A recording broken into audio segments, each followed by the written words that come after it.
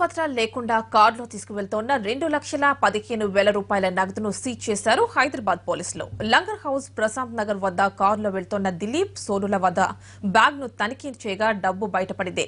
2,000 రూపాయలకు 1,500 రూపాయలు చెల్లించేలా కమిషన్ వ్యాపారాన్ని అక్రమంగా నిర్వహిస్తున్నట్లు పోలీసుల దర్యాప్తులో వెల్లడైంది. సీజ్ చేసిన డబ్బును ఐటీ అధికారులకు పంపుతామంటున్నారు పోలీసులు.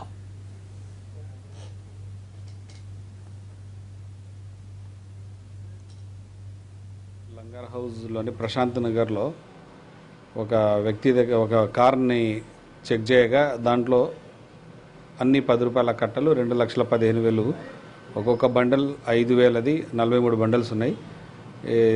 అయితే బండిలో ఉన్నటువంటి వ్యక్తి పేరు దిలీప్, మరో వ్యక్తి పారిపోయినాడు, ఆయన పేరు సోను. తర్వాత ఇది ఎక్కడి నుంచి తీసుకొచ్చినారు అని వివరాలు అడిగితే దానికి సరైన కారణం చెప్పకపోవడంతో వాటిని సీజ్ చేసి పోలీసుని తీసుకురావడం జరిగింది. ఈ వివరాలన్నీ తెలుపుతూ ఐటీ అధికారులకి ఇన్ఫర్మేషన్ ఇస్తాం. తదుపరి చర్య కోసం వాళ్ళకి సమాచారం అది ఎంక్వైరీ చేయాల్సి ఉంటుందండి. చిల్లర్ ఎక్స్చేంజ్ కోసం యూజ్ చేస్తున్నట్టు చెప్తున్నారు. ఇంకా ఫర్దర్ ఎంక్వైరీ అట్లా ఇంకా చూస్తున్నారు, చెక్ చేస్తున్నారు అని మాట్లాడు.